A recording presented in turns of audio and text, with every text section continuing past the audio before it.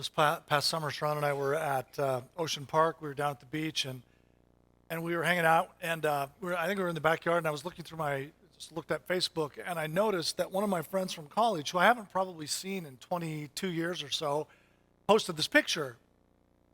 And I saw the picture. And I'm like, he's here. He's like, he and his wife are here. Like, I know where this picture is. And so I quick texted him on Facebook and said, hey, are you guys at the ocean? And he's like, yeah, we're just down here. And so we got back together with him. And I hadn't seen him for a very long time, and got to meet his wife. And that was really fun. And then later in the summer, we actually had an opportunity coming back from Portland to stop there and stay with he and his wife and just hang out. And that was a lot of fun as well. But we had we had one of those evenings where you just sit around and you reminisce. You talk about like the old times, remember the college days? And we were roommates for a couple of years. We played basketball together. We did lots of stuff together. He was probably the best student I knew at school. He was really a good student. And now he's a mental health counselor. And we were just talking through stories of the things that happened, the people that we knew. And we came into this one story that we started talking about. And this is a story about a friend of ours. And when we went to college, he was already there. He was ahead of us in school, but it was a story that really captured us, and we spent some more time on it. And it was really the story of this guy's life. When he was a young man, probably junior high, maybe early high school, he had gone away from home, someplace else in the neighborhood to play with some friends, and someone broke into his house. And they broke into his house. This person broke into his house, and in the process of committing a burglary, shot his mom and dad, and they died. And he actually came back, and he was the one who found them. And when we knew him in college, he had come to this place where he actually was visiting this guy in prison. He had forgiven him. He had walked through that, and he was actually visiting him in prison, really just sharing his faith with him. And I remember at the time, for me, that was a dramatic story. Still is a dramatic story when that sort of thing happens, when real damaging things happen, and yet someone learns to forgive, or they can get walked through that.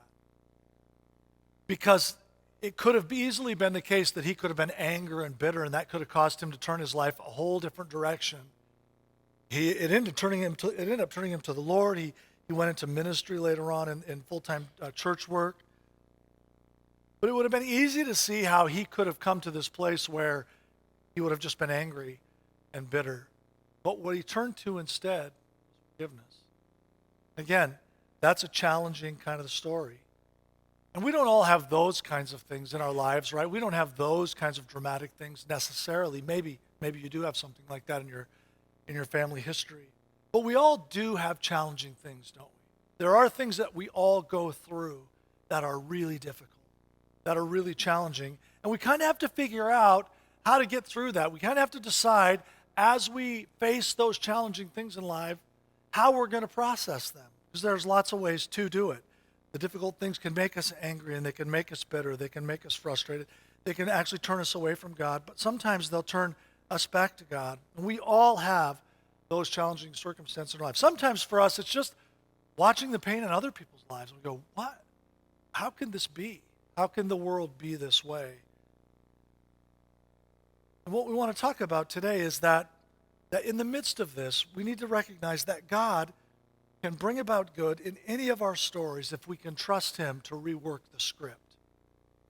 You see, the script that most of us might have thought about with my friend in college would be, you go through this, you're angry, you're bitter, you get mad at the world, you can become a victim.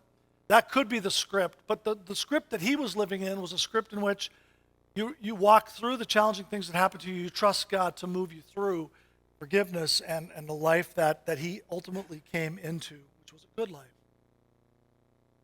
And we're going to look at this from the story of Joseph in Genesis, beginning in chapter 37, and we're going to really go all through the rest of to the end of the chapter, or to the end of the book. But I'm not going to be able to read all of that, of course. But I want to give you the big, like 30,000 foot flyover of Joseph's story as we think about reworking the script, and as we talk about emotionally healthy spirituality, growing in emotional maturity.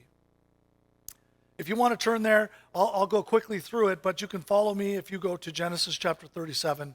That's where we're going to start. Genesis 37.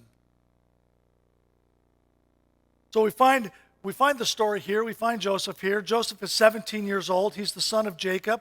Jacob has two wives, Bilhah and Zilpah, and he has some concubines as well. There are lots of kids. There's 12, and Joseph is the favorite.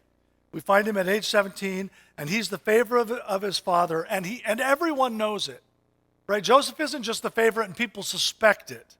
Joseph is the favorite, and everyone knows it. His dad makes him this special coat that he doesn't make for anyone else.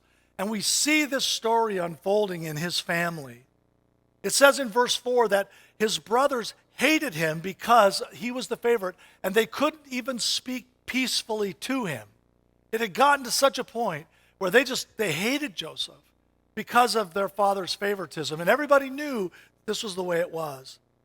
And there's a point in the story where Jacob says to Joseph, hey, your brothers are out with the sheep. Can you go find them and then bring back news of them? I want to find out how they're doing. And so we follow the story, and Joseph goes to look for his brothers, and he finds them in Dothan. But when his brothers see him coming, one of the brothers, Judah, says, let's kill this dreamer. Here comes the dreamer, he says. Let's kill him. And let's tell Dad that, he was killed and eaten up or devoured or whatever. And Reuben, one of the brothers, says, don't kill him, right? We don't want his blood on our hands. Let's don't do that. Let's just put him in a pit. So they don't kill him. But then there's these Midianite traders coming down the road. And so Judah says, hey, you're right. We shouldn't kill him. I kind of love this part of the story. He's like, we shouldn't kill him. He is our brother after all. Instead, let's sell him. Like that was better, right? Oh, thanks for not killing me. You're selling me into slavery. So that's what they decided. Let's not kill him, but let's sell him. So they pull him out of the pit and they sell him to Midianite traders for 20 shekels of silver. I don't know how much that was worth then. It would have been enough for food for a couple of months, maybe for a family. I worked it out. 20 shekels of silver in today's weight would be $11.20. You're like, I guess my brothers, so at least if you sold me, you could have gotten a better price, right? But this is how the story of Joseph begins. And so they sell him to Midianite traders. Reuben comes back and sees he's not in the pit. He doesn't know what's happened. He's really terrified. They take the robe, they take it and dip it in animal blood, and they take it back to their father and say, Joseph was eaten by wolves. It was a bad day, right? And so that's how this story begins with Joseph. The next part of the story in chapter 39 of Genesis, we get to Joseph being sold into slavery into Potiphar's house. And Joseph gets sold into slavery in Potiphar's house, and he immediately rises to the top. Very quickly, he becomes the second in command in Potiphar's house. In fact, and Potiphar was the chief guard, but Potiphar actually, he raised to the level that even Potiphar didn't have more authority in his own house. He gave the whole thing over to Joseph. You run the household, and so he did, because Joseph was a really talented guy. The unfortunate thing for Joseph is he's always also a really handsome guy. So the scripture tells us that he was handsome, and so Potiphar's wife started to fall in love with Joseph, and she wanted to have an affair with him. And so you remember the story. Potiphar's wife goes to Joseph in chapter 39, verses 6 and 7, and says to Joseph, I want you to lie with me. I want to have an affair with you. And Joseph is an honorable guy, and he says, look, there's no one in this house who has more power than me. Who would I be if I did that to my master who's given me this amazing job? He's put me in this great place. I'm not going to take advantage of his trust in me. So he says no to Potiphar's wife. That's unfortunately not enough for her. She reproaches him again in verses 12 through 14 and says, lie with me. And he's not going to do it. And so it says he jumps up and he flees out of the room. She's got a hold of his clothes, and somehow his clothes come off. Now she's got his clothes. He's gone. And she cries out that he tried to take advantage of her. And so she goes to Potiphar and says, this Hebrew that you brought into our house, he tried to take advantage of me. And so she falsely accused him of making these advances, trying to take advantage of her. And Potiphar listens. So the next step in this parade is that Joseph is thrown into prison. What's interesting about Joseph being thrown into prison, it says in chapter 39, verse 23, that Joseph immediately rises to leadership in the prison. Very shortly, he's in charge of everything in the prison. Everything in the prison gets to be taken care of based on what he says. One of the things that happens in prison, now we're moving into chapter 40, is that there are two other prisoners in the prison, the chief cupbearer and the chief baker. And they're in prison, and they start to have these dreams. And so they go to Joseph, or they're relaying these dreams to Joseph, and Joseph says that he can interpret the dreams. And so the dream of the chief cupbearer was, the answer to that dream was that he was going to be restored back to his place of prominence. And so he tells the cup maker, the cupbearer, this interpretation. The baker's not so lucky. The interpretation of his dream is that he's going to be hanged and executed. But both of these dreams become exactly what Joseph interpreted. And as the chief cupbearer is kind of leaving the prison, Joseph says, listen, all I want from you is just remember me before Pharaoh. Remember me before the king. Don't let me stay here. Remember me when you get out of here and when things start to go well with you. But it says in verse 23 that the chief cupbearer did not remember Joseph, but actually forgot him. The chief cupbearer gets out. His life gets better. He's back on top of the world. He forgets that Joseph ever really existed. And so you have this story going on. And then in chapter 41, Pharaoh starts to have dreams. And he says to the cupmaker, or the cupbearer hears in his presence that he's having dreams. And then suddenly the cupbearer remembers. It says he remembers his offenses, and he says to the Pharaoh, hey, there's a Hebrew when we were in prison, and he told us the interpretation of our dreams, and it came about just the way he said. And so Joseph's life starts to take a turn because the Pharaoh comes and asks Joseph to interpret his dreams. You remember the dreams, right? There were 7 really plump cows that came up out of the river, and then 7 really ugly cows came up, and then the 7 really ugly cows ate the really plump cows. And Joseph gives him this interpretation. For 7 years, there's going to be plenty. You're going to have a great harvest for the next 7 years. But after that, it's going to be famine for 7 years. And so Pharaoh puts him in the second highest position of power in the land and says, who else could we trust to take care of this situation? Who else has God given us that would be better? In chapter 41, verse 38, it says, and the Pharaoh said to his servants, can we find a man like this in whom is the Spirit of God? Then Pharaoh said to Joseph, since God has shown you all this, there's none so discerning and wise as you are. You shall be over my house and over all the people, and you shall order them, and they shall do as you command. And so we have this story of Joseph, and he rises again to this place of power. He's the second in command in Egypt. And we see that Joseph recognizes, he's 30 years old at this point. 13 years have passed since Joseph was sold into slavery by his brothers, and now he's second in command in Egypt. And you could see that he begins to see, that he actually sees that God has been a part of this whole journey. In Genesis 41, verse 51, it says, Joseph had 2 sons, and then he called the name of his firstborn Manasseh, for he said, God has made me forget all my hardship and all my father's house. God has taken away the burden of this pain and suffering from all of this history. And then in verse 52, the name of his second son was Ephraim. He said, for God has made me fruitful in the land of my affliction. God has made me fruitful in the land of my affliction. And so Joseph comes to this place where he recognizes that God can bring about good in any of our stories and in his story.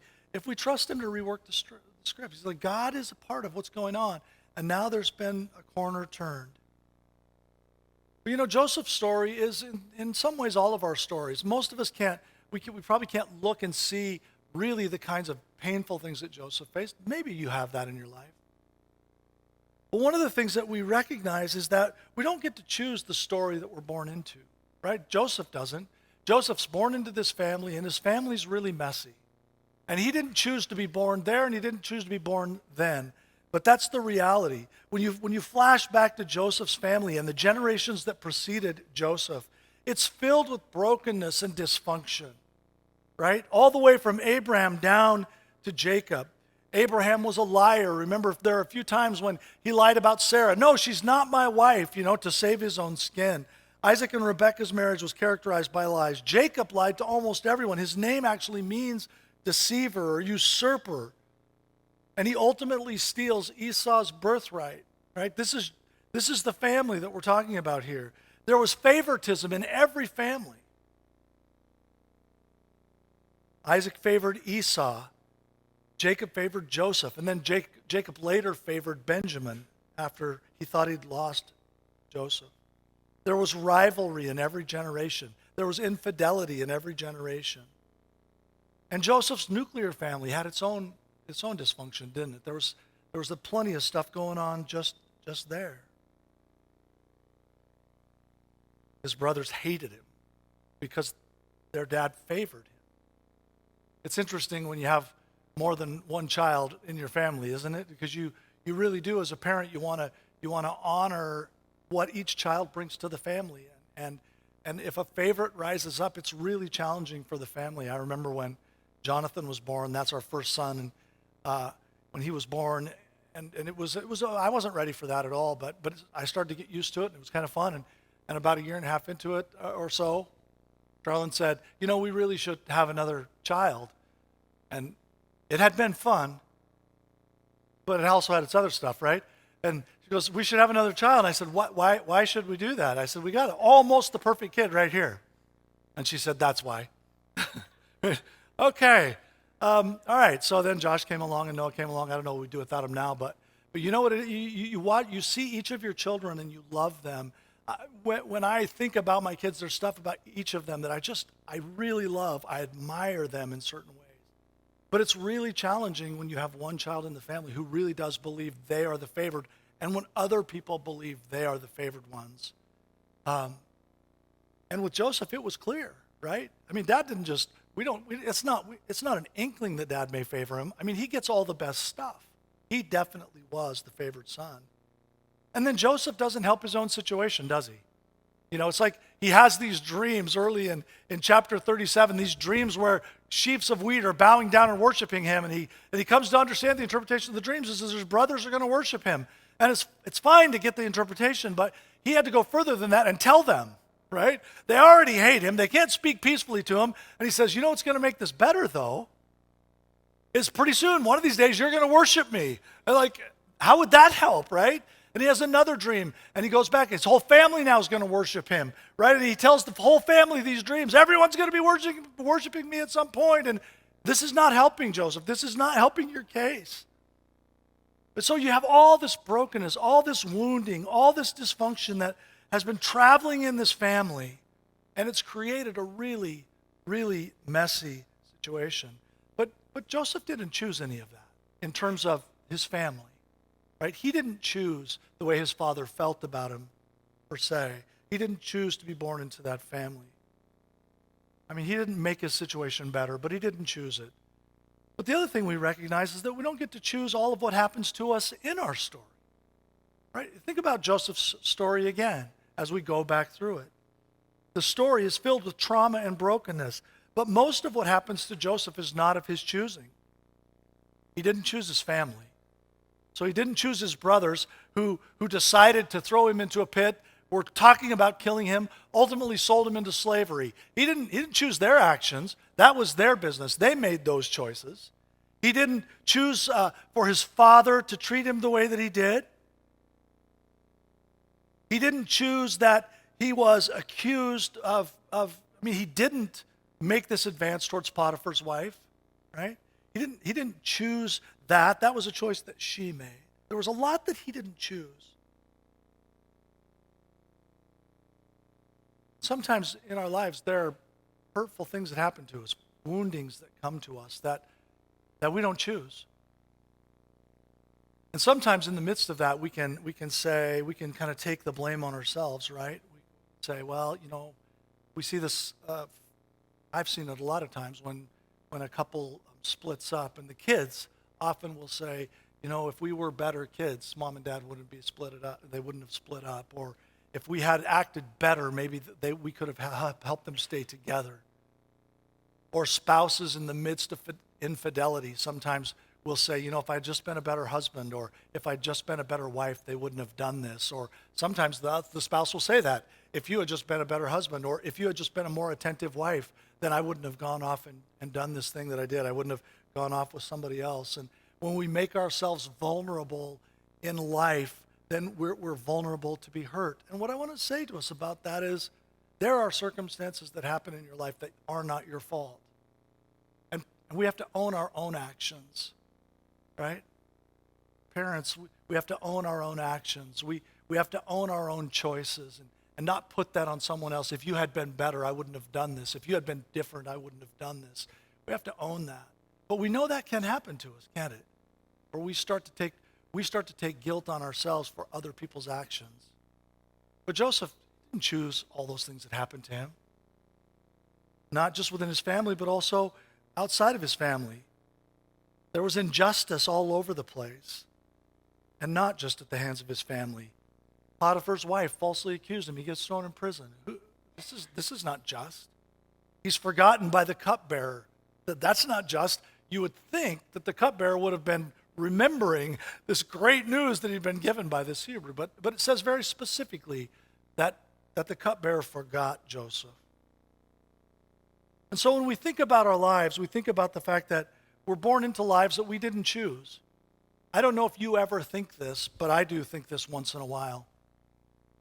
I feel overwhelmed with gratitude that I was born where I was, when I was. And my family is a good family too. I was very grateful for my family. But I was born in America during a time of relative good stuff. And you ever look around the world and you realize that other people just born somewhere else and they didn't do anything to deserve really harsh conditions, really broken situations, but they're in them. We don't choose that. So many things we don't choose, and we don't choose the circumstances that happen to us all the time either. Sometimes there are things that just go on that we just didn't choose that in our story. We didn't make that happen in our story. But the real question is, what do we do in the midst of it? Because whether we choose our circumstances or whether they just happen to us, circumstances are what they are, and you're in there. Whether Joseph chose to behave in such a way that got him in prison didn't mean he wasn't in prison. And whether Joseph behaved in ways that got him sold as a slave or not, he still was sold as a slave. And you have to take a look at that and ask yourself the question, where do I go from here? What do I do with what's happened to me? How do we work through it? How do we respond? How do you walk those situations out in your life where you feel like injustice has been done to you, or there's broken and hurtful things in your life that you didn't cause? And maybe you have those things. I want to just invite you for just a moment. Just rest with that. Are there things in your life that they're probably if there are things, they're probably in the top of your mind right now, that you look back on your life and say, this wasn't right. This way that I was treated wasn't right, or this circumstance wasn't right, or the way that my family handled the certain circumstances wasn't right. I was deeply wounded by this. My parents made some decisions that deeply wounded me, and I've been walking out that wounding ever since. Or maybe it's a random thing, like my friend who just had a criminal walk into his house and shoot his parents. We have those things. What are those things in your life that maybe you think you've worked through, but even as I talk about this kind of circumstance, they kind of rise up in you, right? And you start to think through them again. Sometimes that's not a bad thing, but what are those things that have come into your life that are deep wounds, that have really been hurtful, that frankly, you're trying to walk it out and trying to see how to walk it out in a way that honors God and is good for you? Because what we learn from Joseph's story, at least in part, is that we do get a chance to rework the script. We don't choose the families we're born into, and we don't choose all the things that happen to us in our life story, but we do get to choose whether or not we rework the script of how this will play out. We do get to make a decision about how we respond and how we walk on in life from the traumatic things that happen. Because we all have those things at varying levels of degrees, I'm sure.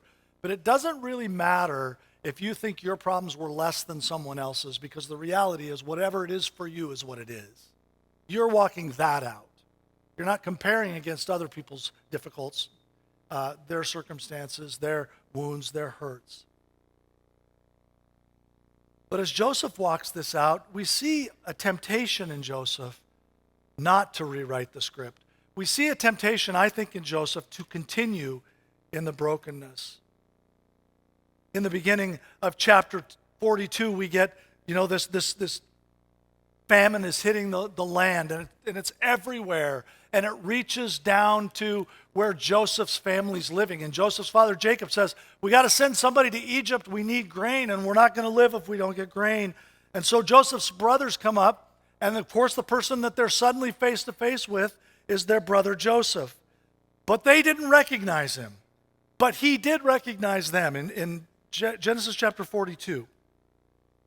Beginning in verse 6, it says, now Joseph was governor over the land. He was the one who sold to all the people of the land. And Joseph's brothers came and bowed themselves before him with their faces to the ground. Joseph saw his brothers and recognized them, but he treated them like strangers and spoke roughly to them. He said, where did you guys come from? He said, you're spies in the land. You've come up to try to take advantage of us. Joseph has this moment, right, where he could really pay back evil for evil. Joseph is the second in command in Egypt. Joseph could have required, or he could have commanded every one of them be executed, and it would have been done without a question. He had that kind of power. No one would have even asked him why. And you see that he kind of waffles a little bit here. He treats them roughly. They don't know who he is, and so he accuses them of certain things, and he makes it pretty tough for them. Like Joseph has this moment, I think, where he realizes, I go one way or I go the other, right? He tests them. He says, unless you bring Benjamin up here, we're not going to give you grain. And they don't want to do that. And so they start saying to each other, we knew this was going to happen, right? I see these brothers in front of Joseph. They're talking. They don't think he can understand them. And they're saying to each other, like kids do when somebody gets in trouble, I told you we shouldn't have done that, right?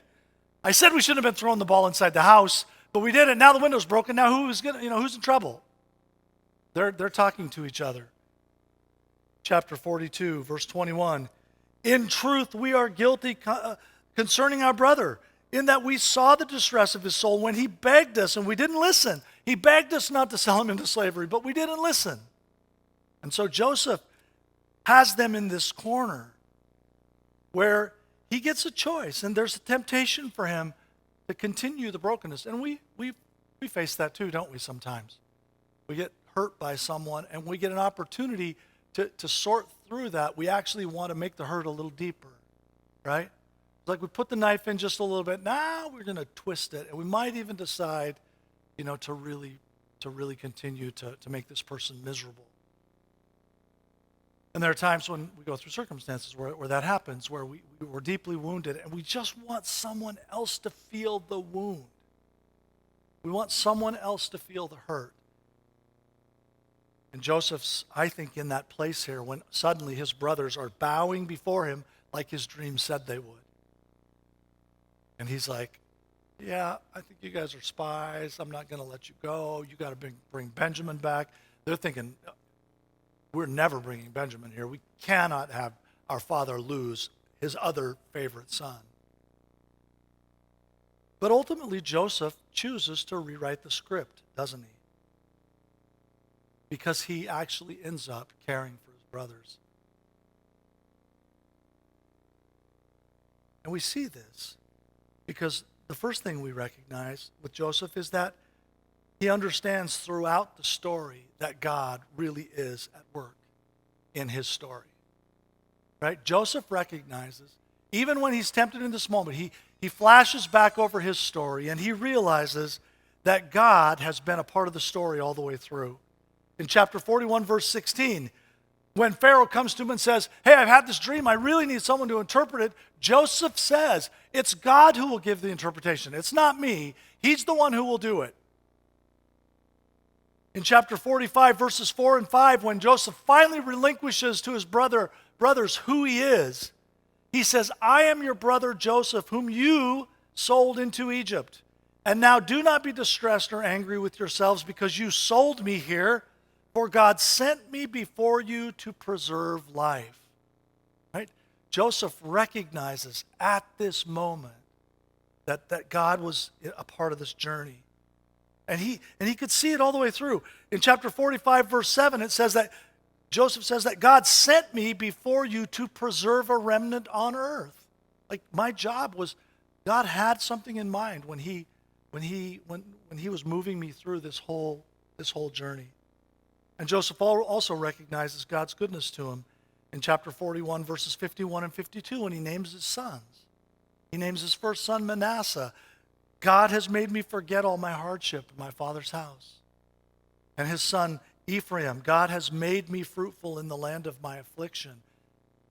Notice that Joseph didn't keep his eyes on those wounds. He didn't keep his eyes on the challenging circumstances. He remembered that God had been with him through the whole project and that God was faithful. And there are times when we miss God in the midst of our challenges because we focus on the challenges. We can't let go of the hurts. We can't let go of the trauma. All we can focus on is who hurt me and how I got hurt or what happened to me that was unfair. Maybe it was just a life circumstance that was unfair. We know that life doesn't always treat us fairly, even when we're good people, right? Rain falls on the just and the unjust. It just happens. And if we keep our eyes focused on the injustice, if we keep our eyes focused on the hurts, we will probably miss what God's trying to do in the midst of it. But Joseph actually sees God's hand at work throughout this journey. The second thing Joseph does is that he's honest about his grief. Notice the number of times that Joseph weeps in this passage when he recognizes the situation. In chapter 42, verse 24, it says that Joseph turns away and wept when he sees his brothers and when they're talking and fighting among themselves and saying, yeah, we shouldn't have done this. Remember when he was begging us not to do it? Can you imagine what that was like for him? Like flash back to that moment when he's on his knees begging them, don't do this, don't sell me into slavery. You know, don't do this evil thing. And as they're talking amongst themselves, thinking he can't hear them, he turns away, it says, and weeps because he remembers the pain of what happened. And it's really important to recognize that when pain happens in our lives, we ought to own it. We own the grief of it.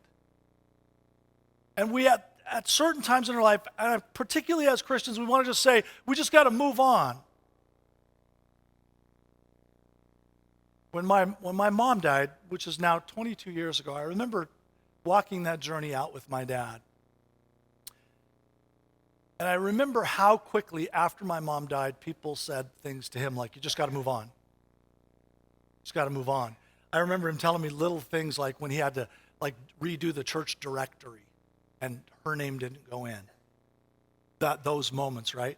We think we're helping people. We say, you just got to move on, just let it. But that's not really what we have to do. We have to recognize that there are things that have happened in our life, and those things are deeply painful, and we should grieve those things. Not to stay there, but to be honest about how hurtful they were. In chapter 45, verse 2, when Joseph finally says, I'm your brother Joseph, you guys. Like you knuckleheads, you haven't figured it out. I am your brother, whom you sold into slavery. And it says that he wept so loud that the Egyptians heard it and the household of Pharaoh heard it. He walks through the grief. It's a real trauma that has happened. Like moving on and seeing God at work does not mean that we don't grieve the really painful things that happen in our lives. I remember some years ago when my oldest son and my nephew were playing soccer, Moses Lake Christian Academy. They were having a great season, and they got to the semifinals, and they lost by 1 goal. And I remember the next youth group. I was doing youth group at the time, and I remember the next youth group, and I knew it was going to happen because they had the day before they had lost, and they were out of the tournament. And to me, I was old enough, I'd lived through enough, I knew there'll be another soccer game coming. But I did an interesting thing that youth group night. I said, you know what, you guys who play soccer, I know that tonight you are really sad that you're not going on. And I just want to say to you, it's okay. It's okay to just be really sad. And a couple of those players came up to me afterwards. They said, We just so much appreciate you saying that, because we feel like everybody wants to go, oh, well, there'll be another game, there'll be another season. Yeah, but we had it this season. It meant a lot. We were right there. Yeah, and a soccer game isn't Joseph's story, but it is a moment of grief, and it is a moment where you are hoping to see this victory. And it's real, and we should embrace that and recognize that we really do have challenging things that we walk through, and it's okay. And then at the end of the story in chapter 50, verse 17, Joseph weeps again. He weeps again. Probably his father has just died. He maybe is weeping for the lost days, the days that were missed because he was sold into slavery and he didn't get to grow up with his brothers. Maybe he's weeping over those things. Or maybe he's weeping that his brothers still think he's that guy who are ready to, they fear that he could take revenge on them now that his father is dead. And so we see that Joseph understands that God's in the midst of the whole project. He never leaves Joseph in the midst of the whole thing. Joseph's honest about his grief. But the other thing is that Joseph reworked the script of his life according to God's power. It wasn't just like, buck up and move on, you'll be okay. But he chose to see God. You see, he didn't let the difficult things that happened to him reshape his story. The difficult things that happened to him did not become his identity. This is a key piece. And all along the way, you see that Joseph lands on his feet. First thing is he's sold as a slave. He goes into Potiphar's house. The next thing, he's running Potiphar's house. Then he's falsely accused of trying to be with Potiphar's wife, and he's thrown in prison. Then the next thing you know, he's running the prison. And then he's forgotten by the cupbearer. But then the next thing you know, he's running Egypt. How is Joseph rising to the top in each of these circumstances? It's that he's reworking the script. He isn't going to wallow in the trauma that he faced, but actually he's looking for God in the midst of it. And that allowed him to keep moving forward. Here's the situation I'm in. I'm going to keep moving forward. In each place that Joseph finds himself, he prospers. Though he embraces the real brokenness of what he's been through, he doesn't stay in that spot, but he takes the opportunity in front of him and runs with it. I was thinking about this as I was thinking about this message. I wonder if in Romans chapter 8:28, when Paul says, and we know that for those who love God, all things work together for good, for those who are called according to his purpose. Now, I know that sometimes when we're going through really hard times, people say that to us, and we say things like this, I know, but I don't want to hear that right now. But it's still true, isn't it? That God works things together for good for those who love him and are called according to his purpose. And I wonder if Paul wasn't reflecting back over the life of Israel, maybe even a part of Joseph's story, and saying, I know when everything looks bleak, when it looks like everything is broken, God can still redeem. God can still reconcile. God can bring life from these broken things. But Joseph decides to turn his life over to God to be a blessing. It could have gone so much worse, this story. The script could have continued to play. Joseph could have simply had his brothers executed when he recognized who they were, but he doesn't. And in that, he begins to change the script of his family. To the place that we get to the end of the story, and it says that after the funeral, Joseph's brothers talked among themselves, Jacob has died. What if Joseph is carrying a grudge and decides to pay us back for all the wrong we did to him? No one would blame him. No one would have blamed. Not even his brothers would have blamed him for that. So they sent Joseph a message. Before his death, your father gave this command. Tell Joseph, forgive your brother's sin, all that wrongdoing. They did treat you very badly. Will you do it? Will you forgive the sins of the servants of your father's God? When Joseph received the message, he wept. Then the brothers went in person to him, threw themselves on the ground before him and said, we'll be your slaves. And Joseph replied, don't be afraid. Do I act for God? Do you see me? Don't you see? You planned evil against me, but God used those same plans for my good, as you see all around you right now. Life for many people. Easy now. You have nothing to fear. I'll take care of you and your children. he reassured them, speaking with them heart to heart. There's this moment when Joseph changes the script. And so let me invite you to think about the scripts in your life that might need to be changed. Joseph's story is a challenging story, and you might not have this kind of traumatic stuff, or maybe you do. Maybe it's in your family of origin. Maybe it's in people who are really close to you. Maybe it's been the circumstances that you faced in your life that are really hard. And sometimes we just have to come back and try to see where God's been at work, see what we've learned in that process, and see what the next steps are. Sometimes it requires saying, I forgive you to someone. Not long after Charlotte and I were married, we attended this conference in which the speaker said, you should try to restore any situations in your life where you maybe wronged some person. If you know them, if you know about them, you need to go back and fix them. And I took that to heart. I actually took some time and I sort of made a list of all the people that I thought I had hurt in very specific ways. And I went back to every one of those people and said, I just need to ask for forgiveness for this moment. Now, that's not a law kind of a thing, like, don't miss one or you're in trouble. It was really just a matter of saying, I had this opportunity while I'm still alive and while other people are still alive to say, I'm really sorry about this. But we don't always get that chance, do we? We don't get to ask forgiveness, and we sometimes don't get to forgive people while they're still alive. It can be the case that people are already dead, and we say, well, how do I forgive them now? We forgive this way. It's horizontal, right? It's between us and God when we forgive other people.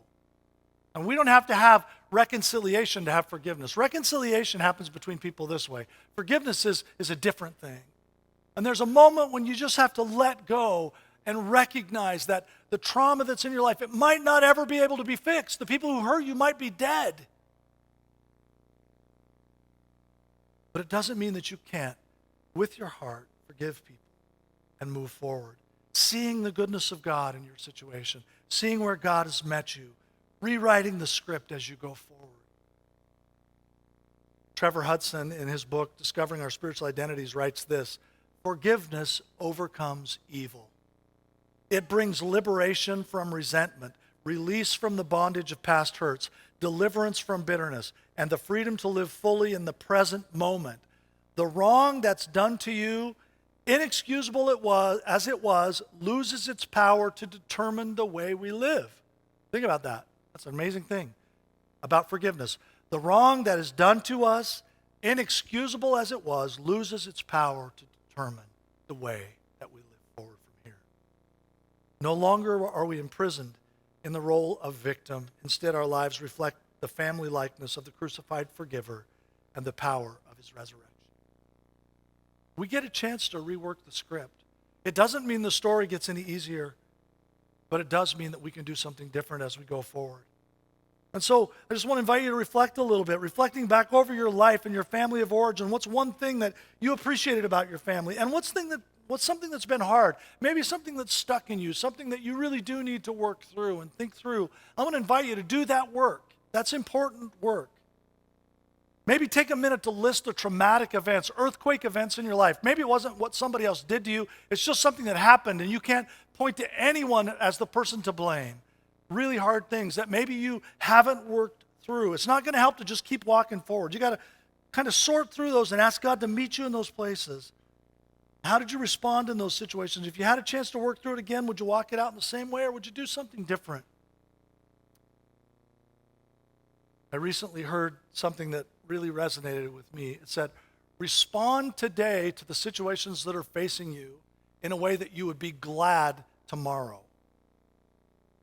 Think about it. I'm going to respond in this situation today in a way that tomorrow I'll be glad. Would I work this out in a different way? Watch for God in the midst of it all. Are there parts of your script that can still change, and what would the next steps be in changing your script? Is it you seeking forgiveness? Is it you extending forgiveness? Is it you seeing God in the midst of what's going on around you, trusting that he's been a part of it? And then how could others help you? How could people pray for you and help you move forward?